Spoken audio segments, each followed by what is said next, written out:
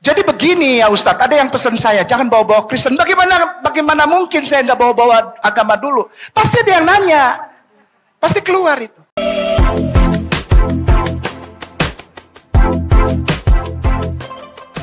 Halo guys, berjumpa kembali bersama vlogger Debaters. Salam sehat, sahabat vloggers Debaters. Apa kabar? Doaku dalam keadaan yang sehat-sehat selalu. Nah, dalam video kali ini kita akan membahas si Ustadz Kainama.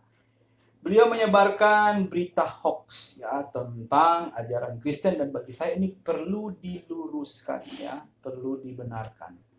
Karena bagi saya si Ustadz ini sebenarnya nggak tahu apa-apa tentang ajaran Kristen. Dan kemudian mengklaim tentang ajaran Kristen yang menyesatkan, yang tidak benar, yang salah, yang hoax, yang bohong. Ya. Makanya beliau ini asal ngomong saja. Mending menurut saya nggak usah lah ya berceramah yang isinya tentang ajaran Kristen kalau memang nggak tahu tentang ajaran Kristen. Ya. Kan masih banyak tuh ajaran Muslim yang perlu dikaji, dibahas ya, dengan batasan-batasan Muslim tentunya, atau batasan agama Islam ya. Tapi memang tetap saja ya, sampai kapanpun si Ustadz Kainama ini akan tetap membawa ajaran hoax tentang ajaran Kristen. Karena memang pada dasarnya sudah ada kebencian ya. Nggak percaya, coba lihat video kali ini. Jadi begini ya Ustadz, ada yang pesan saya, jangan bawa-bawa Kristen. Bagaimana mungkin saya nggak bawa-bawa agama dulu? Pasti ada yang nanya, pasti keluar itu. Jelas ya, bagaimanapun si Ustadz ini akan terus berbicara tentang ajaran Kristen yang kemudian ini tidak ada fakta-faktanya, artinya hoax ya. Kalau sahabat vlogger tidak percaya beliau menyebarkan berita hoax tentang ajaran Kristen nih, saya punya bukti. Ini ceramah yang baru disampaikan oleh Ustadz Kainama. Mari kita saksikan. Sekuat apapun kau bilang Islam itu poligami tidak bagus agamanya, nabinya, apa nih Ustadz? Itu muter aja Ustadz. Di dunia YouTube itu muter aja, dari itu ke itu aja. Nabinya orang Islam tuh menikahi anak kecil. Hei Ustadz Kainama, ini bukan tuduhan dari orang Kristen. Memang ini jelas dan tegas perintah ya, sebagai perintah bagi umat Muslim untuk poligami. Ya, ini kenapa terus seakan-akan menjadi tuduhan hoax dari kekristenan bahwa umat Muslim itu poligami. Karena ini memang jelas dalam Al-Quran sebagai perintah bagi umat Muslim untuk berpoligami. Ya, kalau tidak percaya nih, saya tunjukkan ayat-ayat Al-Quran yang membuktikan bahwa ini adalah perintah untuk berpoligami ya. Dan ini bukan tuduhan dari umat Kristen. Coba kita lihat nih ayat-ayat. Ini ya bukti ayat Al-Qurannya. Dan jika kamu takut tidak akan dapat berlaku adil terhadap hak-hak perempuan yatim, bila mana kamu mengawininya, maka kawinlah wanita-wanita lain yang kamu senangi, 2, 3 atau 4. Kemudian jika kamu takut tidak akan dapat berlaku adil, maka kawinilah seorang saja atau budak-budak yang kamu miliki. Yang demikian itu adalah lebih dekat kepada tidak berbuat aniaya. An-Nisa 4 ayat 3. Ini juga terdapat dalam hadis ya. Ini Al-Quran dan kemudian ada hadis juga. Oke, ini dalam hadis ya. Dikatakan sesungguhnya Nabi Muhammad SAW berkata kepada Ghailan bin Salamah yang waktu masuk Islam mempunyai 10 istri. Kata Nabi, pilihlah 4 di antara mereka dan ceraikanlah yang lain. Begitu pula pengakuan seorang sahabat bernama Qais bin Harits. Saya masuk Islam bersama-sama dengan 8 istri, lalu hal itu saya ceritakan kepada Nabi Muhammad SAW, maka beliau bersabda, pilihlah 4 orang dari mereka. Bagaimana ya? Jadi ini bukan tuduhan dari orang Kristen atau rekayasa atau penipuan ya. Karena ini memang jelas Ustadz Kainama ya. Karena ini memang secara tegas, secara jelas dalam Al-Quran bahwa umat Muslim itu diperintahkan untuk berpoligami ya. Oke, jadi bagaimana? Terbukti kan? Jadi kita bukan menuduh karena memang jelas sekali dalam Al-Quran dan hadis juga ya menjelaskan hal itu. Nah, bagaimana dengan Nabi Muhammad yang mengawini Aisyah yang berumur 6 tahun? Apakah itu dapat dibuktikan kebenarannya? Ya, saya dapat membuktikan kebenarannya.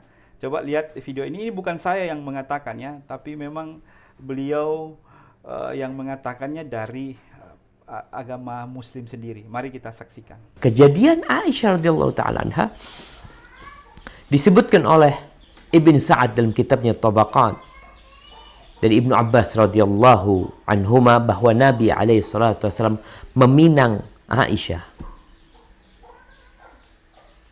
Umurnya berapa? Umurnya 6 tahun. 6 tahun dipinang. Ya Allah Ustaz, gimana bisa seperti itu? Bagaimana? Dapat dibuktikan ya, memang Nabi Muhammad menikahi Aisyah umur 6 tahun. Dan tak terima ya. Jadi Ustadz Kaimana ini tidak terima. Padahal ini memang sudah terbukti. Akhirnya si Ustadz juga menyerang kekristenan dengan mengatakan di ajaran Kristen juga ya Ishak menikahi Ribka umur 3 tahun ya. Ini videonya, mari lihat. Padahal dia kalau buka Sefaria, kitabnya Sefaria, Talmud, Targum, Midrash, dia baca Ribka, istri dari Bapak Ishak itu. Ishak artinya tertawa, putra dari Abraham, Baraha, berkat, manusia, bapa dari semua bangsa itu. Anaknya namanya Ishak, artinya tertawa. Menikahi Rebeka ketika beliau itu berusia 3 tahun lebih 10 hari. Lagi-lagi hoax si Ustadz Kainama ini ya. Dari mana lagi ajaran Ishak menikahi Ribka umur 3 tahun? Asal ngomong saja ya, sebarkan hoax si Ustadz Kainama ini ya. Mari kita buktikan kalau Ishak itu menikahi Ribka bukan umur 3 tahun ya. Tidak masuk akal ya. Anak balita itu dinikahi. Astaga, itu lewat budaya Yahudi juga itu, budaya Israel juga itu bertentangan dengan aturan dan ajaran ya. Mari saksikan penjelasan ini. Ribka ya. Ribka menikah usia 3 tahun. Ya, ada orang-orang yang mempunyai pendapat ya, menyerang Alkitab bahwa Ribka ini menikah usia 3 tahun. Dengan kata lain, Ishak itu seorang pedofilia, menikahi anak di bawah umur ya. Nah, apakah betul ini? Mari kita lihat fakta-faktanya ya. Nah, beberapa waktu yang lalu di channel YouTube saya muncul satu orang dengan nama Ogah Gletak ini ya. Ini masuk dan memberikan komentar di video saya. Padahal video saya itu membahas renungan ya tentang Ishak dan Ribka ya. Tidak membahas tentang ini, tapi dia menuliskan ini. Mari kita lihat ya. Padahal Rabi besar Yahudi sendiri yang mengatakan bahwa Ishak memang menikahi Ribka yang masih berumur 3 tahun. Nah, ya. Tetapi Ribka 3 tahun dinikahi Ishak 40 tahun. Silah baca dalil-dalilnya. Silakan mungkin ya. 1. Sarah berumur 90 ketika Abraham berumur 100. 2. Abraham berumur 100 ketika Ishak dilahirkan. Kejadian 21 ayat 5. 3. Sarah wafat umur 127. Kejadian 23. 4. Ishak berumur 37 ketika Sarah wafat. 5. Ribka dilahirkan saat Ishak berumur 37 setelah Sarah wafat. Kejadian 22 ayat 23. 4 lagi ini ya.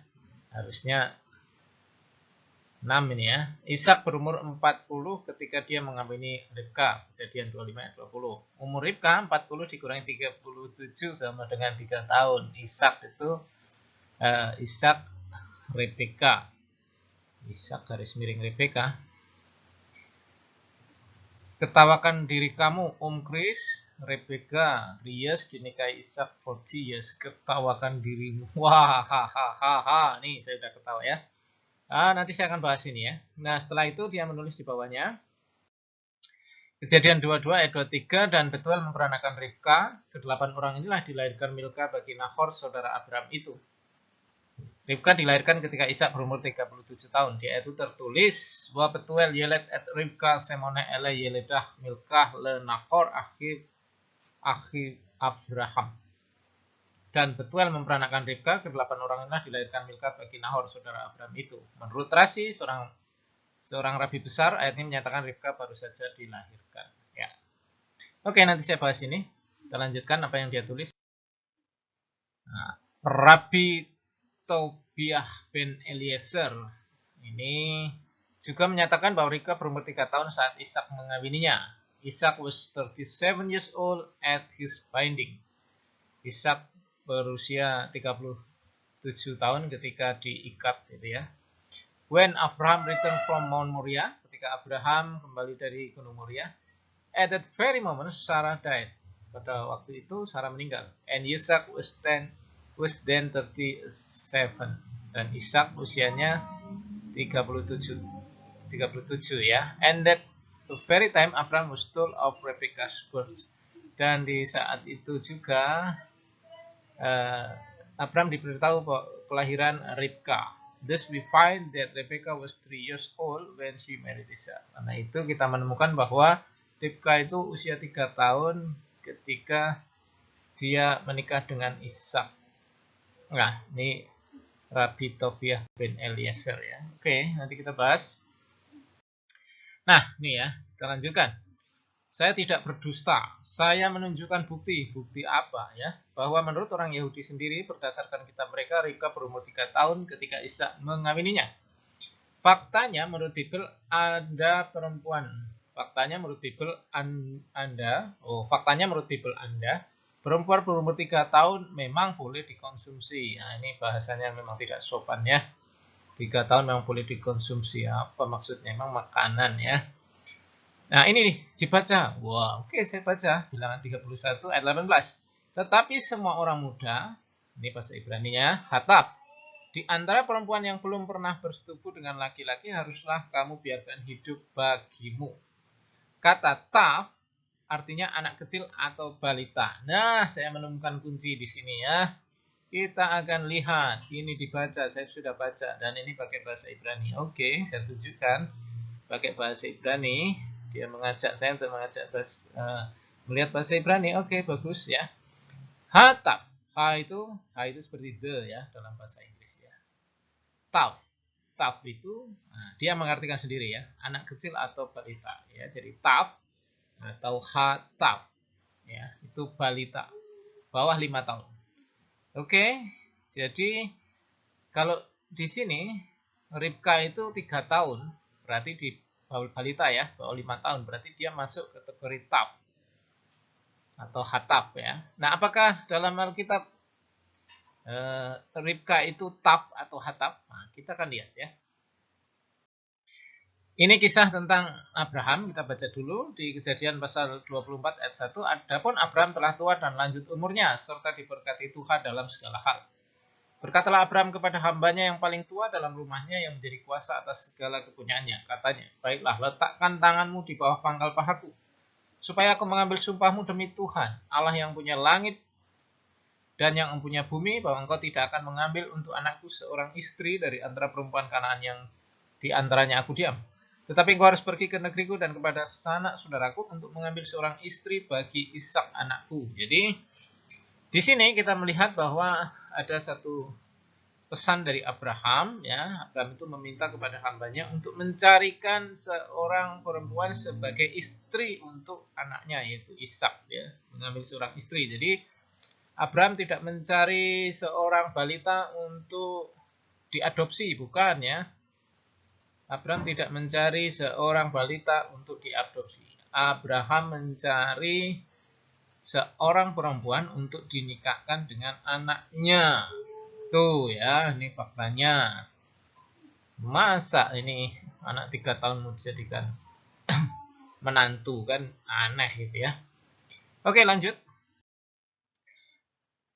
Kejadian 24 ayat 11, di sana disuruh nyela unta itu berhenti di luar kota dekat satu sumur pada waktu petang hari, waktu perempuan-perempuan keluar untuk menimba air.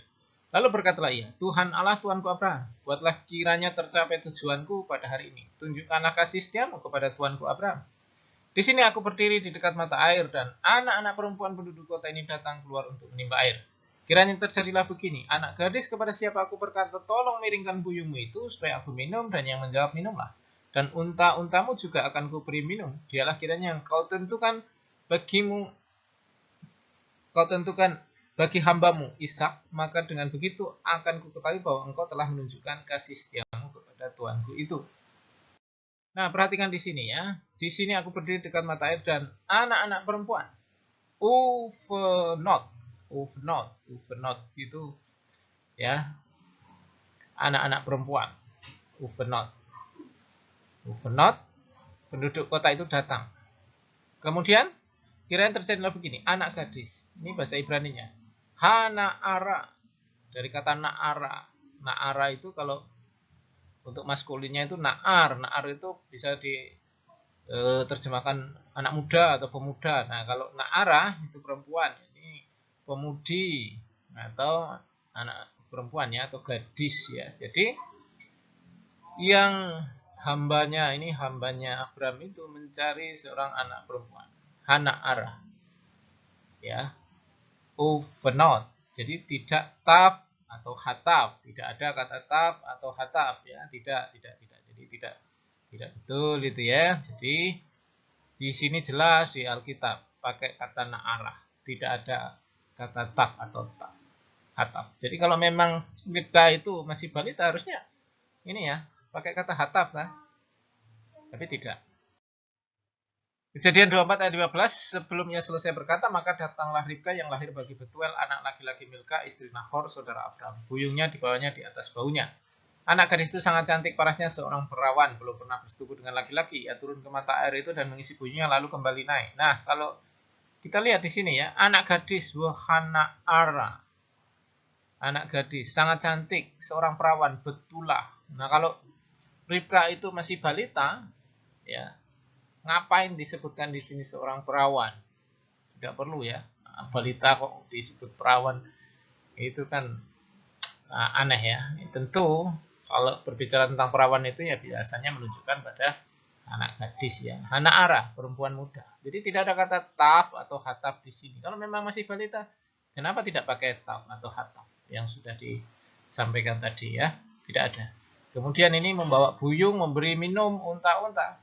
Nah, kalau ini balita 3 tahun, bawa buyung, isi minum unta, apa enggak kacau ini ya, hamba Abraham apa ya tega gitu ya. Tidak mungkin dia akan berkata, beri aku minum. Mungkin hamba Abraham malah berkata, enak, jangan main-main dekat sumur. Kira-kira begitu kalau 3 tahun ya. Tidak mungkin dia akan membiarkan anak 3 tahun itu memberi minum unta-untanya itu ya. Nah, kemudian Kejadian 24 ayat 28. Berlarilah gadis itu pergi menceritakan kejadian itu ke rumah ibunya. Gadis itu Hana'ara, pakai Hana'ara. Tidak ada ini hataf, taf. Kalau itu balita ya harusnya pakai taf dong atau hataf toh. Yang tadi itu kalau memang itu balita seperti yang disampaikan tadi, tapi kata yang digunakan adalah Hana'ara. Kemudian, nah masih di pasal ini langsung aja 24 ayat 55. Tetapi saudara Ribka berkata serta ibunya juga, biarkah anak gadis itu tinggal pada kami barang 10 hari lagi, kemudian bolehlah engkau pergi. Hana'ara, anak gadis itu pergi. Ya, bukan taf, bukan hatnaf. Ya. Ini ada ibunya, ada saudaranya. Akan sangat gila jika ibu atau saudaranya membiarkan anak berusia 3 tahun diambil laki-laki untuk dijadikan seorang istri ya. Ini secara logika aja tidak masuk akal ya. Jadi pemaksaan. Lalu pasal 24 ayat 57. Kata mereka, baiklah kita panggil anak gadis itu ya. Bukan taf, bukan hataf. Bukan baiklah kita panggil balita itu. Nah, di sini jelas. Na'ara. Dan menanyakan kepadanya sendiri. Lalu mereka memanggil Ribka dan berkata kepadanya, maukah engkau pergi beserta orang ini? Jawabnya mau. Dia maunya. Seorang gadis yang mereka memanggil, mereka bertanya, tentu ini seorang gadis yang sudah dewasa ya, sudah bisa mengambil keputusan. Jadi tidak ada kata taf atau hataf ya. Oke, memang ini ada beberapa fakta yang tidak semuanya salah ya. Tadi ada beberapa, nanti saya komentari ya. Yang pertama, Sarah berumur 90 ketika Abraham berumur 100, Kejadian 17 ayat 17. Ini oke, ini benar ya. Tidak masalah. Pasal 17 ayat 17, lalu tertunduklah Abraham dan tertawa serta berkata dalam hatinya, mungkinkah bagi seorang yang berumur 100 tahun dilahirkan seorang anak, dan mungkinkah Sarah yang telah berumur 90 tahun itu melahirkan seorang anak? Oke ya. 100 dan 90. Oke, tidak masalah ya. Jadi yang pertama, Sarah berumur 90 ketika Abraham berumur 100. It's okay, tidak masalah. Yang kedua, Abraham berumur 100 ketika Ishak dilahirkan. Kejadian 21 ayat 25. Ini juga nggak masalah ya. Ada Abraham berumur 100 tahun ketika Ishak anaknya lahir baginya. Yang ketiga, Sarah wafat umur 127. Kejadian 23 ayat 1 sampai 2. Ayat 1 sampai 2. Ini juga nggak masalah ya. Kejadian 23 ayat 1 sampai 2. Sarah hidup 127 tahun lamanya, itulah umur Sarah. Kemudian matilah Sarah di Kiryat Arba, yaitu Hebron, di tanah Kanaan. Lalu Abraham datang meratapi dan menangisnya. It's okay. Ya. Nah, 4. Ishak berumur 37 ketika Sarah wafat. 127 ya umurnya Sarah ini. Kemudian karena dia lahirnya itu pada saat usia 90, yaitu 27 dikurangi 90. Nah, 37. Ya, ini dari sini ya. Dari atas itu kesimpulan. Ini it's okay ya. Tidak masalah itu. Bisa umur 37 ketika Sarah wafat, tidak masalah ya. Nah, sekarang yang kelima, Ribka dilahirkan saat Ishak berumur 37 setelah Sarah wafat. Kejadian 22, 23. Nah, ini yang kelima ini coba ya, apakah iya gitu ya. Jangan cuma omong kosong gitu. Kita cek ayatnya ya. Kejadian 22 ayat 23. Nah, ini Kejadian 22 ayat 23 sudah dituliskan itu oleh orang itu ya. Dan Betuel memperanakan Ribka. Kedelapan orang inilah dilahirkan Milka bagi Nahor saudara Abraham itu. Ini Ribka dilahirkan ketika Ishak berumur 37 tahun. Di ayat itu tertulis, apa yang ditulis di sini ya? Wa Betuel yelet etrika semuna ele yelta Milka le Nahor afi Abraham. Ini dari mana dapat ini loh? Itu. Dan Betuel, ini ayatnya. Dan Betuel memperanakkan Ribka. Kedelapan orang inilah dilahirkan Milka bagi Nahor saudara Abraham itu. Menurut Rasi, seorang rabi besar, ayatnya menyatakan Ribka baru saja dilahirkan. Ini kan menurut Rasi, menurut rabi ini kan. Tapi menurut teks ini nggak ada tahun, nggak ada apa di sini. Ini loh. Jadi ini asumsi dari rabi Rasi ini ya, seorang rabi besar ini ya. Menurut Rasi, seorang rabi besar ini. Jadi menurut orang ini, tapi menurut teks ini nggak ada apa-apa di sini. Kita tidak bisa mengambil kesimpulan apa-apa ini. Di sini hanya dikatakan dan Betuel memperanakkan Ribka. Kedelapan orang inilah dilahirkan Milka bagi Nahor saudara Abraham itu. Jadi kita tidak menemukan tahun di sini. Tidak ada apa-apa. Nah, ini kalau kita mau lihat lengkapnya begini, kalimat itu, kata ini, Kejadian 22 ayat 23 itu diawali dari ayat 20 kalau kita mau baca ya. Ayat 20-nya begini. Sesudah itu Abraham mendapat kabar, juga Milka telah melahirkan anak lelaki bagi Nahor saudaramu. Uz anak sulung dan Bus adiknya dan Kemuel ayah Aram. Juga Keset, Hasub, Bildad, Yitlaf dan Betuel. Dan Betuel memperanakkan Ribka. Kedelapan orang inilah dilahirkan Milka bagi Nahor saudara Abraham itu. Jadi ini tidak apa yang bisa ditangkap dari sini. Ya, ini penafsiran yang keliru. Coba perhatikan baik-baik. Sesudah itu Abraham mendapat kabar. Nah, ini kalau di sini bahasa Ibrani-nya ahare hadevarim ha'ele. akhari, sesudah hadefarim, sesudah hal-hal ini, sesudah peristiwa-peristiwa, setelah kejadian ini. Kejadian apa? Pengikatan Ishak itu tadi. Wa yugat la Abraham, diberitahukan kepada Abraham, atau di sini Abraham mendapat kabar ya. Lemor itu seperti titik dua atau tanda kutip gitu ya. Hine ya ledah Milkah gamhi. Lihatlah ya, Milkah dia juga melahirkan banim, anak-anak laki-laki, lenahor bagi Nahor akika, saudaramu. Jadi ini sesudah peristiwa pengikatan itu Abraham mendapat kabar gitu loh. Juga Milkah telah melahirkan anak laki-laki bagi Nahor, saudaramu. Bukan sesudah peristiwa pengikatan itu, Milkah melahirkan anak-anak, itu bukan ya. Kalau begitu berarti memang bisa usianya 3 ya, baru 37 diikat baru lahir kan? Tapi ayat ini tidak ngomong begitu kok. Ayat ini ngomong sesudah itu Abraham mendapat kabar, bukan sesudah itu Milkah melahirkan anak laki-laki bagi Nahor, saudaramu. Enggak ya, bukan begitu. Saya kasih contoh begini.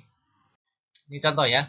Sesudah mandi saya mendapat kabar bahwa adik saya melahirkan. Ini contoh kalimat. Sesudah mandi saya mendapat kabar bahwa adik saya melahirkan.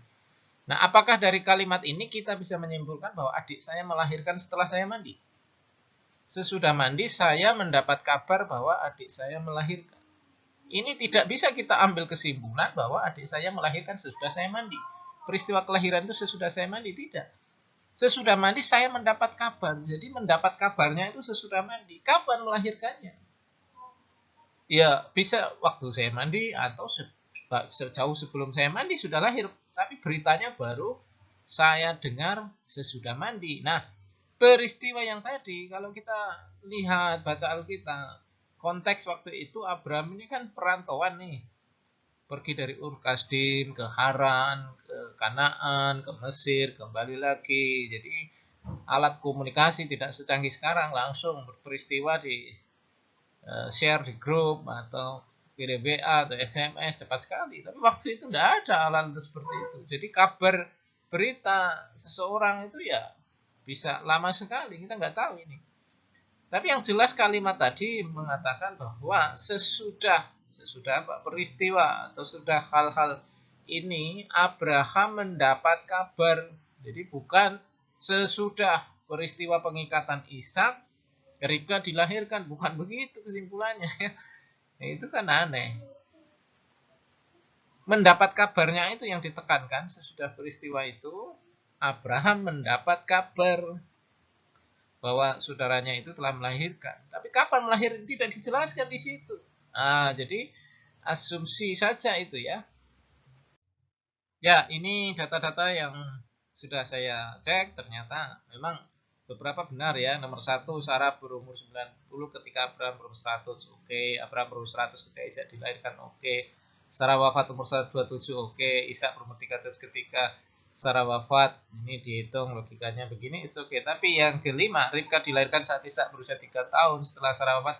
Kejadian 22 ayat 23 tidak berbicara seperti itu ya. Ini hanya penafsiran yang tentu salah ya, bertentangan ya. Kemudian juga di teks-teks lain Ribka itu disebut na'arah ya, pemudi atau seorang gadis ya. Kemudian betulah perawan ya, bukan balita, bukan ya. Jadi itu kesimpulan yang ngawur sekali, sangat-sangat ngawur ya. Nah, silakan Anda cek ya. Buka Geleta ini silakan cek kalau Anda tahu bahasa Ibrani-nya. Ini tidak ada ayat ini ngomong kapan Ribka dilahirkan. Ini tafsiran yang salah ya. Ya, jadi kesimpulannya Ribka tidak menikah pada usia 3 tahun itu sangat aneh. Memang Abraham mau mendapat menantu balita. Emang orang tua dari Ribka ini mau ya. anaknya baru umur 3 tahun dinikahi orang. Ya, tidak masuk akal ya. Jadi sangat jelas penjelasan ini yang berdasarkan pada firman Tuhan ya. Jadi dapat dibuktikan bahwa Ishak ini tidak menikahi Ribka pada umur yang 3 tahun ya. Jika saja kita menikahi anak balita umur 3 tahun, orang tua mana yang mau berikan ya? Pasti ini sesuatu yang salah. Ini sudah sangat jelas. Ya, jadi lagi-lagi Ustadz Kainama ini berbohong ya, menyebarkan berita hoax. Jadi kalau saya sarankan mendingan Ustadz Kainama ini carilah sumber-sumber referensi yang jelas dan benar. Jangan cari sumber-sumber yang tidak jelas ya, menyesatkan. Kalau kita mah orang Kristen umat Tuhan ya, sumbernya satu saja, Alkitab. Itu sudah cukup membuktikan fakta-faktanya ya. Dan lucunya ini tidak cukup hanya sampai pada soal Ishak menikahi Ribka pada umur 3 tahun. Beliau juga mengatakan bahwa Yusuf itu menikahi Maria pada umur 11 tahun 2 bulan. Apa benar? Mari kita buktikan faktanya. Coba lihat ini. Ibunda Maria, Virgin Mary yang kami umat Islam muliakan dengan sangat luar biasa, dikasih satu surat, itu menikahi Bapak tua Joseph, usia 90 tahun itu Bapak tua Joseph, lalu Mary usia 11 tahun 2 bulan. Dan beliau yang kami muliakan dengan surat itu, ya, kami tidak pernah usik-usik umurnya, wallahi. Beliau melahirkan Jesus, Yeshua HaMashiach, Isa HaMasih, pada saat usia 12 tahun, 1 bulan.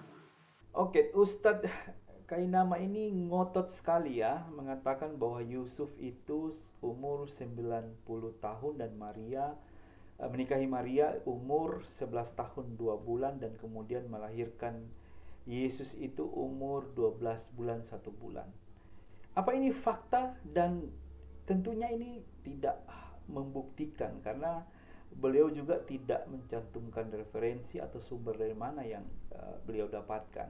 Dan ini jelas tidak dapat dibuktikan faktanya. Artinya Ustadz Kainama ini berbohong lagi ya, menyebarkan hoax.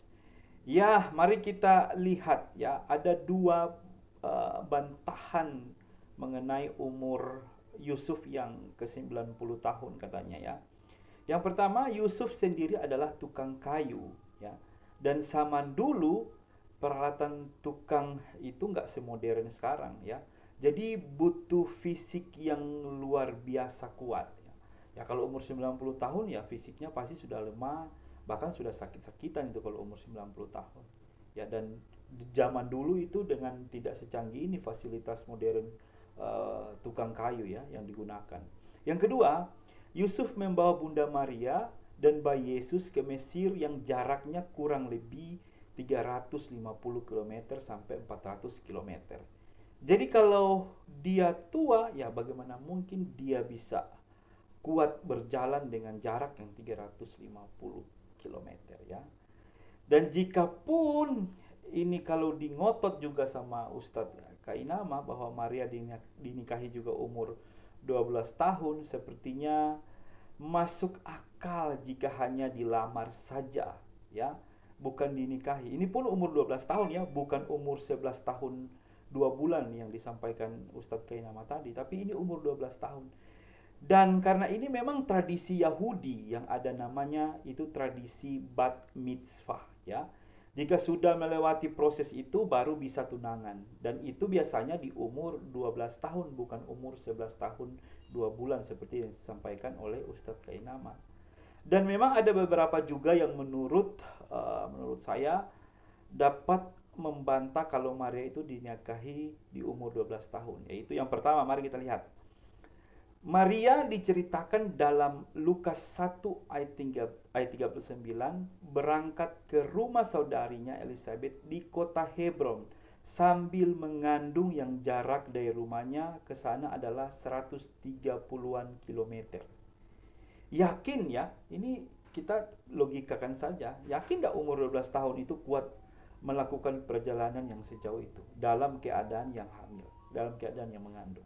Itu yang pertama. Yang kedua, dalam catatan para rabi, yang mencatat juga tentang tradisi bangsa Israel mengatakan bahwa di umur 18 lazimnya orang menikah, ya. Itu juga ditulis dalam kitab Pirkei Avot pasal yang kelima ayat 21 itu. Dan kemudian yang ketiga, Maria dinikahi Yusuf setelah mengetahui bahwa Maria mengandung bayi Yesus. Ya, jadi ketiga ini dasar yang kuat yang bisa saya simpulkan bahwa Yusuf ini tidak berumur 90 tahun ketika menikahi Maria. Karena apa? Karena tidak ada catatan dan bukti yang jelas mengenai umurnya saat itu, ya. Kemudian Maria berumur 18 sampai 19 tahun kala itu kalau melihat dari sejarah perjalanan mereka dan tradisi Yahudi. Jadi Maria itu bukan menikah di umur 11 tahun 2 bulan, seperti yang dikatakan oleh Ustadz Kainama.